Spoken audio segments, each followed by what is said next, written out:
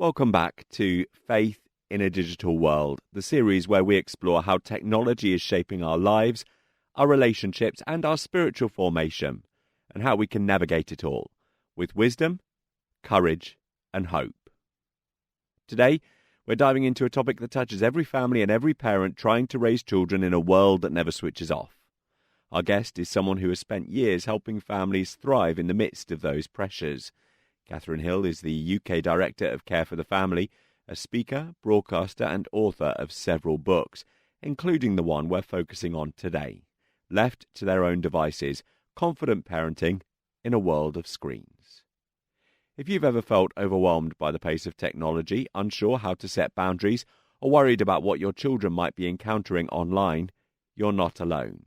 Katharine's work is all about equipping parents not with fear, but with confidence. Confidence to build strong relationships, to have honest conversations, and to create a healthy digital culture at home.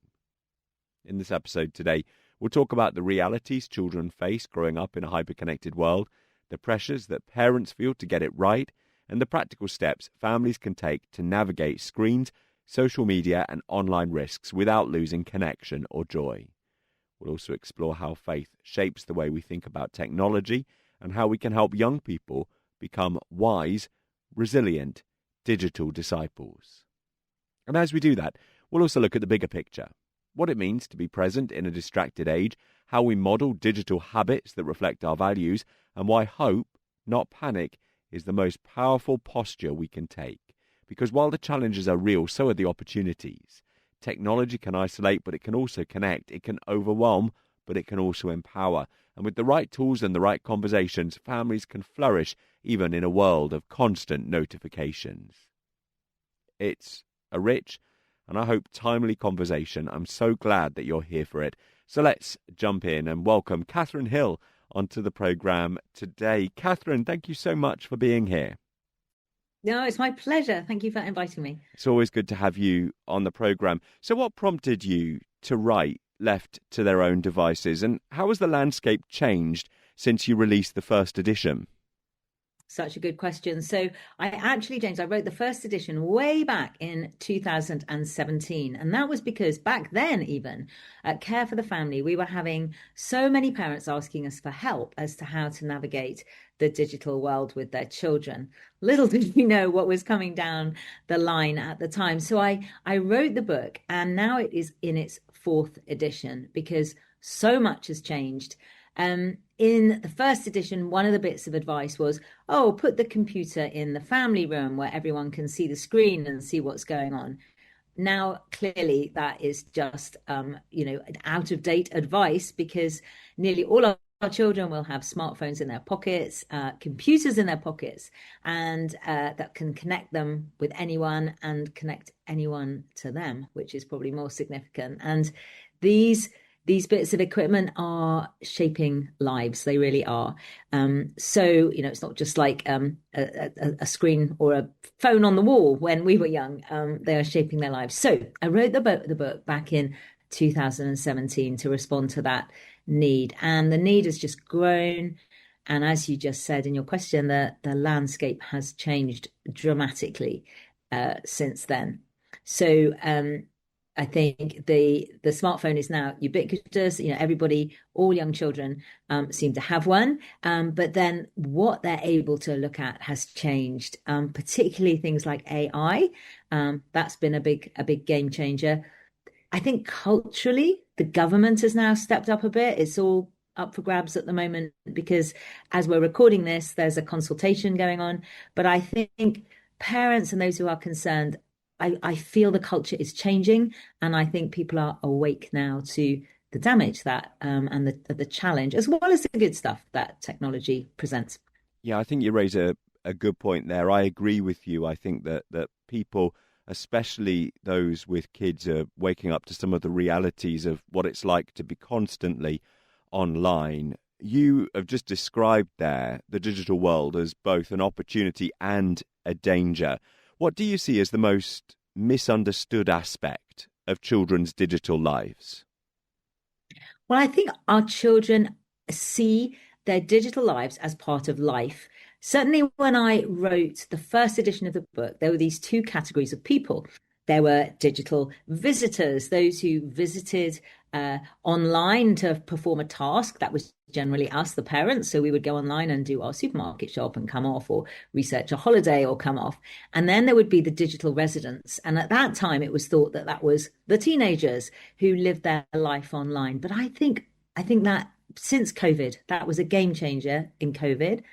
Um, Technology was a lifesaver for us then. It enabled us to move so much of our lives online, didn't it? But since then, I think that distinction has blurred, and most of us just see technology as an integrated part of our lives. So yesterday, a friend gave me a lift home from work, and my phone fell out of my bag in the back of his car.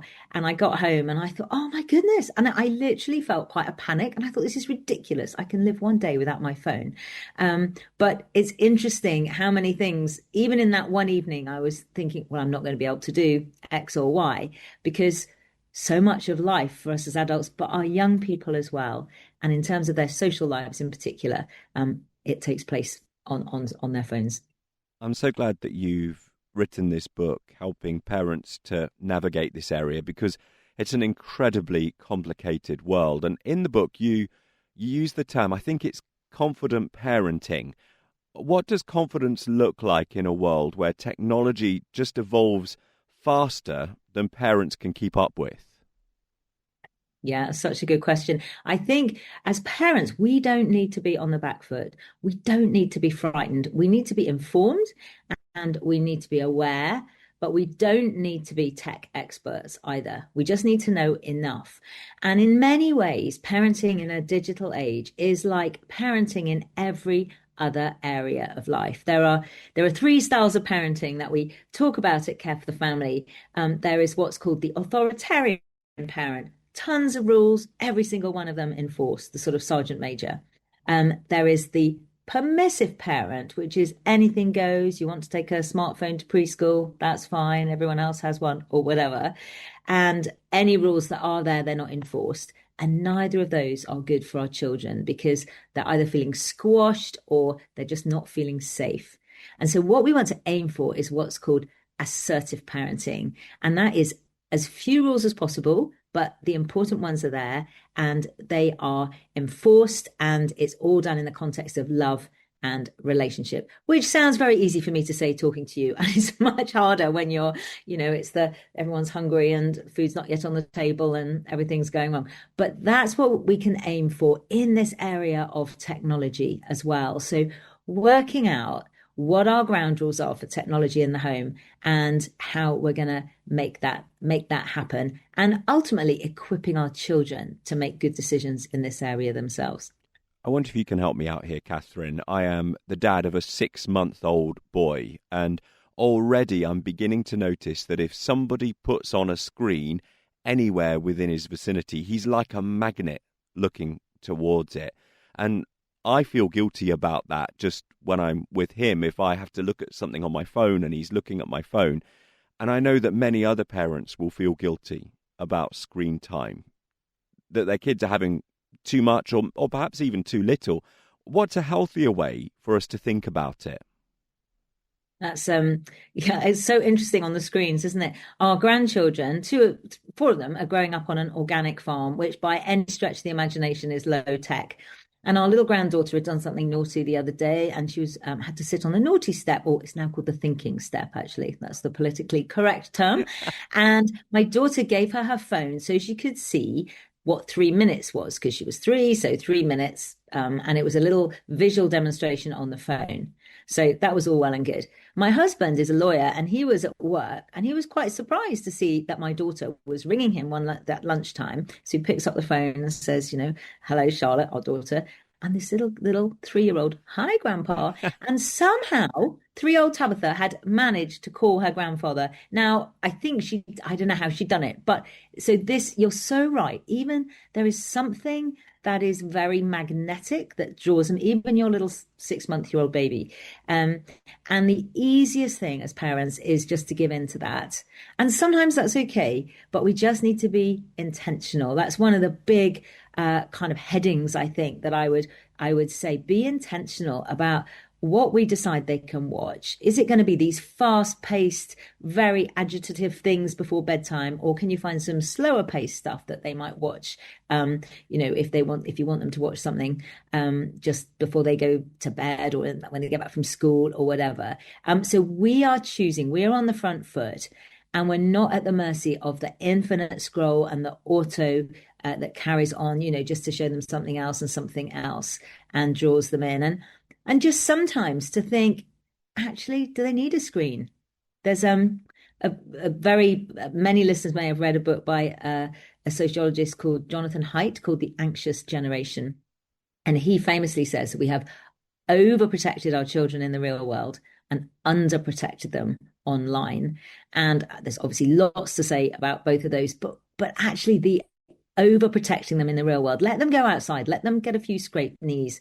We know the risks that are appropriate. We're obviously not going to be ridiculous on that, but actually allowing them a bit of adventure and growing that resilience away from the screen is a really good thing to do. I was rereading The Magic Faraway Tree recently. This is a ridiculous aside, but it's out as a movie at the moment. So I decided to quickly reread it one afternoon, and I thought this would never happen in today's society, because could you imagine a parent letting their kids run down to the local woods? I know it is interesting, isn't it? And sometimes, the world is actually a safer place than it's ever been. But we hear all the terrible atrocities and things that do happen come through the screen right into our living room. And so that raises our anxiety as parents. And so I think obviously risk has to be appropriate and we have to do it little by little. But let's allow them to do the next thing. Maybe you've got little ones. And so just this last week, we were at the festival Spring Harvest, and we had 3 grandchildren there. And it was on the Butlins site. It's reasonably safe. It is safe. So I sent 3 of them into the shop just to go and buy, I think they wanted to buy some water actually, or a drink each. And they managed it. There was 6 and 6 and 4. Hilariously, there was a very long queue that they completely bypassed because they didn't understand about British queuing, but never mind. But, that was a really good thing. They had to go in, they had to choose what they were having, they had to take it to the counter, ask the lady, get the money, pay. And so that's just a tiny example. Obviously, teenagers, it would be a bigger deal about where they're going and all the rest of it. But actually, let's, as parents and grandparents, allow them to take risks, because it builds that muscle, and that is much better than it being in a bedroom in isolation on a screen. If you're just joining us, or if you're listening along and just want a quick breather, let's take a moment to reflect on what we've covered so far in today's episode of Faith in a Digital World. We're talking to Katharine Hill about one of the most pressing challenges facing families today: how to raise children in a world where screens, apps and online influences are woven into every part of daily life. Katharine has already helped us think more clearly about the pressures parents feel, the realities young people are navigating, and the importance of approaching all of this not with fear, but with confidence and connection. Her book, Left to Their Own Devices, really sits at the heart of that message.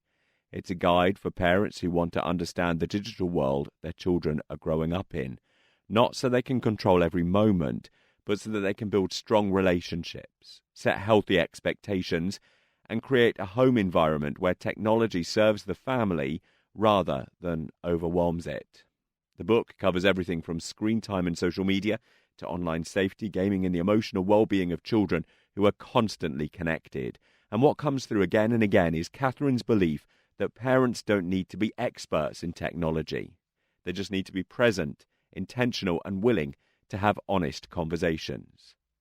If you've missed any part of this series, or if you'd like to go back and listen to previous episodes, you can find them all on our website at twr.uk/on-demand. You'll also find other programmes, interviews and resources designed to help you think deeply and live faithfully in a digital age. All right, let's dive back into our conversation with Katharine. Katharine, thank you for staying with us. One of the big questions that parents ask is about boundaries, because screens are everywhere and setting limits can feel like a battle waiting to happen. So, how do you think families can create digital boundaries without creating resentment or power struggles within the home?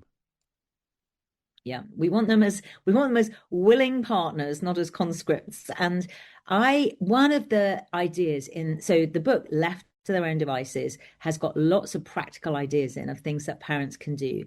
And one of the ones that have been very popular is to have something that we call a family media agreement. And all that is you get your family together. If you're parenting on your own, if you're parenting as a couple with teenagers, with little ones, everybody, get them, make it a fun thing. So you sit around the table, you might get some snacks and some drinks and make it a fun thing to do. And you talk together about what are your ground rules for technology in the home, according to your family's values. And the deal is everybody signs up to this, even the parents. And obviously, it's got to be age appropriate. So, what would be appropriate for a 6-year-old would be very different for a 16-year-old.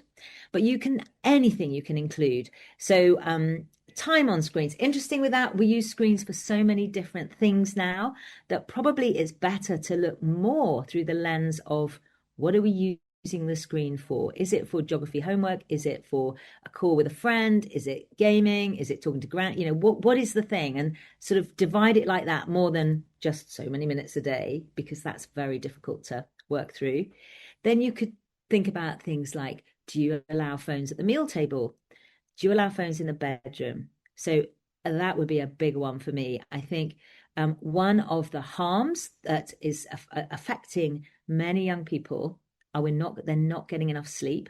And primarily that is because they have a phone by their head all night long, buzzing away and disturbing their sleep. And if they are getting sleep, it's not deep sleep because we've even heard of people setting alarms to check their social media feeds during the night. So things like that. You could talk about who pays, talk about what do they do if they're concerned about something, if they're being bullied, can they come and talk to you? So you put all this together and think about what the consequences are when somebody steps over the line, and you come back and revise it. But it's like a seatbelt to keep everybody safe. And at Care for the Family, if people are interested, go on our website or just give us a call. And we've got a form that you can, it's a really sort of beautifully designed pro forma that you can use to get your family media agreement. But as few rules as possible, but ones that work for you, and try and stick to them. You mentioned within that answer what you do when you come across things, or they come across things that make them uncomfortable, or they feel that they shouldn't have stumbled across. And this is one of the things that gives me sleepless nights with my boy, because I imagine one day I'll have to have this conversation with him. Now, I picture a conversation like this. He comes to me and says, "Oh, I've seen this online." My immediate response will probably just be, "Right, let's get rid of the internet. Never touch it again." What's your advice here? How do we deal with it when our young people come to us? Maybe they've seen something they're uncomfortable with. Perhaps they've even done something they feel guilty about. How can we respond? Yeah, James, my reaction would be exactly like you, but I know now, a bit late for me, but you've got the whole journey ahead. Is that actually what we want to do is keep the conversation going. We want to enable them to develop that really important quality of critical thinking. And we want them to make good choices themselves. And sometimes it is appropriate just to close something down, if it's something very serious, definitely. But by and large, just to keep that space where we can keep that communication with them. So there are 3 areas that are of concern, I think, to us. The things that they're looking at online. So it is the content, the stuff that they are reading or seeing. They will begin with C, conduct, which is how they're behaving online. So things like the bullying, sexting, all that kind of stuff. And what have I said? I've said content and conduct and contact, who it is that they are connecting with. So like grooming and the whole AI relationships and a whole other space there. So our role as parents is to keep the conversation going and to help them have wisdom themselves. The Bible has so much to say about wisdom, and that's what we want to, that's our ultimate goal is, we often say it's not to bring up children, it's not even to bring up teenagers, it's to bring up adults who can make wise choices. So within all of that, as frightening as some of it is, just keep the conversation going. And naturally, not the big talk, just you've heard the podcast, you're going to have the big talk, but in the car, on the way back from school, when you see something on the television, every day there'll be the opportunity to chat to them about the stuff that they are seeing online. One of the things, Katharine, that I really loved about your book is you've got loads of stories in there, stories from real families who've gone through some of this stuff. Which stories have stayed with you most about this whole area? Gosh, that is a well, I think one story about words of life that I absolutely love. So often in this area, we think that there's some different kind of parenting that we have to do because it's the digital world. And of course, it's a different context. And we've chatted a bit about that. But actually, there are some basic things that are so really foundational to how we parent and will equip them to manage the digital age. And so it was a story of I was doing a talk about the proverb that says that our words have the power of life, and we can literally be speaking encouragement to our children through the words that we speak. And there was a mum, and she came up to me at the end and she was crying, and she said, oh, I've just got this so wrong. I've got two children, and the oldest one is a delight, but the youngest one is just driving us crazy. Her name is Grace, and because of her behavior, we call her Disgrace. And she said, I know it's wrong and I'm going to change. And we chatted and we prayed and I encouraged her, and off she went. I honestly didn't think more of it until the following year. And I'm at the same event and I see this lady holding the hand of this beautiful little girl. And she says, do you remember me? And I said, no, I do remember you. And she said, this is Grace. And she said, we made the simple decision to just call her by her name, Grace, and to try and spot the things she was doing right rather than the things she was doing wrong. And she said, everything's changed. My relationship with my husband's changed because it was causing stress between us. The atmosphere in the home has changed and she has changed. And I absolutely love that story because we could all spot those little moments when we can speak a word of life to a child. Not always possible, not about going on a guilt trip, when someone spilt the milk, the nappy needs changing, they lost the car keys, need to get to school, and the teenager's still in bed. That might not be the moment, but we can find the things that we can praise them for. And, it builds their well-being and it will equip them as they grow in character and as they learn to manage this area themselves. I've just got a couple more questions about looking forward to the future, because we've already talked about how this is the fourth edition of your book. The latest edition has a really helpful chapter on AI, and particularly how to respond if all your teenager wants to do is their Spanish homework on AI, which I imagine would be a very frustrating thing to have to deal with as a parent. But what other emerging digital trends are out there that you think parents need to be on top of and preparing for? Well, the AI is a big one. I also think that within the context of AI, the fact that so many young people are forming AI relationships, and this is not a real person, but they are treating them and thinking about them as their best friend, as their confidant, and then if our children are only getting their information from AI, it's an echo chamber. It's not creative, and it will only respond to them with the things that they've already fed in. And so they're not learning to think outside the box or be creative. And again, there's some obvious dangers in the area of self-harm. But I think in terms of a cultural trend that's encouraging, there is a movement that many listeners may have heard of called the smartphone-free childhood movement. This was a couple of mums, and they decided that they didn't automatically want to give their child a smartphone when they went to secondary school, and they set up a WhatsApp group, and then they set up something on Instagram, I think, and it went viral. And that movement is now a powerful grassroots movement across the country, with parents just pausing and thinking, okay, maybe they need a phone because they're going to secondary school and they need to let us know that they're on the bus, but do they need a smartphone? Do they need to have access to the internet? Probably not. And so I'm really encouraged to see now manufacturers producing dumb phones, flip phones, phones that look cool, because no teenager wants to be the one without a phone or not looking cool, and having this possibility of a phone that doesn't necessarily connect to the internet. And I think more parents are linking with other parents. Great thing to do in a church community or in school, finding other like-minded parents so your child isn't the odd one out, and agreeing the ground rules, and delaying those smartphones as long as possible. So I think that's an encouraging move, and as is the fact that the government are looking at this as well.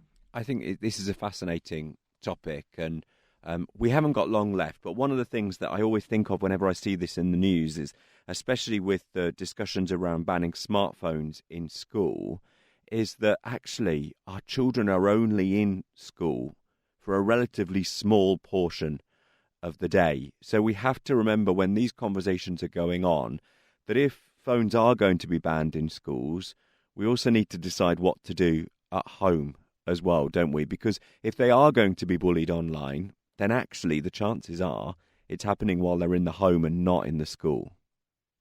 Yeah, no, that would be so right. I think so. The home is so key, and it's where our values are learned. It's where we learn to love and be loved. It's where the kind of rules for living we're modeling. I mean, that's the other thing I think for parents, grandparents out there. Just remember, we're role models for the way we use technology, which is a truth that's slightly close to home sometimes. But if when we're picking them up, we're on our phones. If the first thing we do when we come in is check our emails, they will notice that. So the home is so important, but there's even a bigger piece than that, I think. So school is one place, home is really key, but they are going to be soon enough on public Wi-Fi. They're going to be in a friend's house where there aren't the protections maybe that we have got in our home. Because that would be the other thing. Use technology, use all the safeguards and parental controls and things that you can to keep them safe. But there will be children that they're with who haven't got those. And so that's why, and it's how God parents us. He gives us free will. He wants us to make good choices. And so I love it that that's kind of what he passes on to us as parents to be able to do for our children, to help them to make wise choices in a world where any choice is possible. So when they are in the friend's house and someone's wanting to look at porn or look at a film that's inappropriate or be unkind on a WhatsApp chat or Snapchat with bullying or whatever it is, that they're able, hard as that is, to make some good choices in that area. Or when when they're young adults and they set off from home anyway. That's our goal as parents. And God is ahead of us in that and wants that for them. Well, Katharine Hill, thank you so much for being with us. Just a quick reminder, Katharine's book is called Left to Their Own Devices. Katharine Hill, thank you so much for being with us today. Thanks so much. Well, as we wrap up today's episode of Faith in a Digital World, I hope you're leaving with a renewed sense of confidence and clarity, and maybe some ideas of how you can tackle some of these issues with your family. Katharine has reminded us that while the digital world can feel overwhelming, families aren't powerless. With connection, conversation, and a clear sense of our values, we can guide our children with wisdom rather than worry. Her book, Left to Their Own Devices, is such a helpful companion on that journey, not because it offers quick fixes, but because it offers hope, perspective, and practical steps that any family can take. So if today's conversation has sparked something for you, I'd really encourage you to explore it further. There's so much more content in that book than we had time to focus on in today's episode. And don't forget, if you'd like to catch up on previous episodes of this programme or share them with someone who might find them helpful, you can find them all at twr.uk/on-demand. There's a whole library there of conversations to support you as you navigate faith, family, and technology. Before we go today, why don't we take a moment to pray? Father, we thank you for the gift of wisdom that steadies us in a fast-moving world. We thank you for the families listening today, for every parent doing their best, and for every child growing up in this digital age that you understand far better than we do. Give us grace to lead with love, courage to set boundaries that bring life, and patience to walk with our children as they learn and grow. Help us to model healthy habits, to stay rooted in you, and to trust that you are present in every moment, online and offline. Bless Katharine and her work, and bless every home represented by those listening today. We ask this in Jesus' name. Amen. Well, thank you all for joining us, and thank you to Katharine Hill for being our guest today. This has been Faith in a Digital World, a production from TWR-UK. This podcast is a production of Transworld Radio UK. For more information, go to our website at twr.org.uk.